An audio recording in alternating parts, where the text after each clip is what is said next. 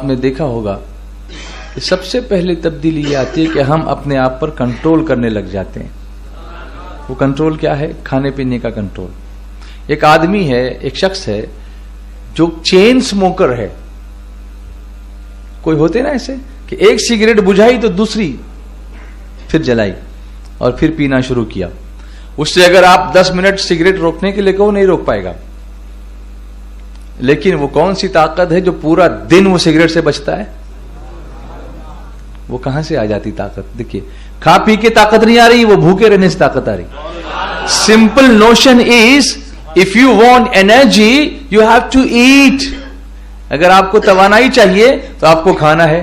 لیکن ان ماہ Ramzan if you want energy you have to fast.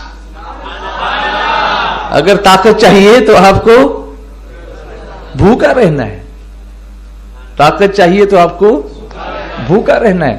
اب دیکھیے بھوکا رہنے سے طاقت کتنی آتی ہے.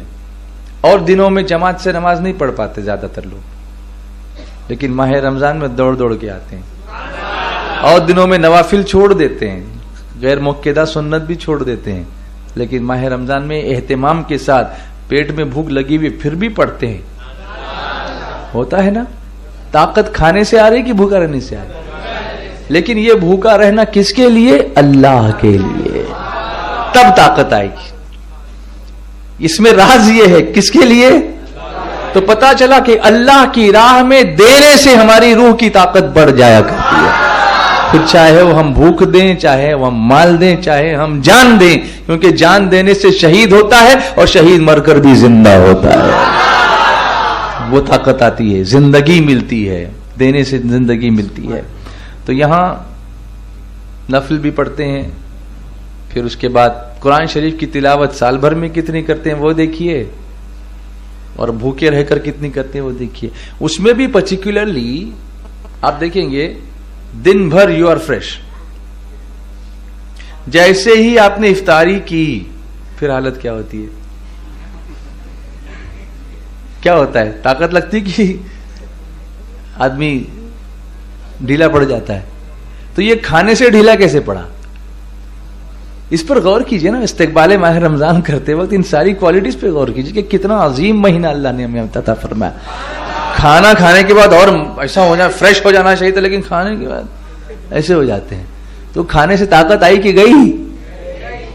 ویسے عام طور پر آتی ہے، لیکن ماہ رمضان میں دیکھیے اللہ کے لیے بھوکا رہنے میں جو طاقت ہے وہ کھانے کے بعد نہیں ہوتی،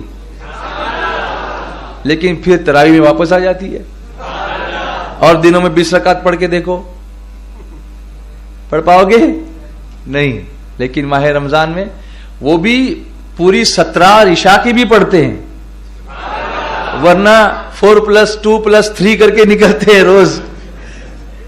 ہوتا ہے کہ نہیں ہوتا ہے؟ لیکن ماہ رمضان میں جلدی جائے گا، 4 نفل بھی سنت غیر مؤکدہ بھی پڑھے گا، پھر 4 فرض بھی پڑھے گا، پھر 2 سنت پڑھے گا، پھر 2 نفل پڑھے گا، پھر 20 تراویح پڑھے گا، پھر 3 وتر پڑھے گا، پھر 2 نفل پڑھے گا. سبحان اللہ سبحان اللہ. یہ ہے ماہ رمضان. سبحان اللہ. اس پر غور کرو، ریئلائز کرو کہ کیا اللہ نے کرم فرمایا، کیا طاقت رکھی ہے اس مہینے کے اندر، اور کیسی کرم نوازی فرماتا ہے بندے پر کہ بھوکا رہ کر اتنی طاقت عطا فرما دیا کرتا ہے.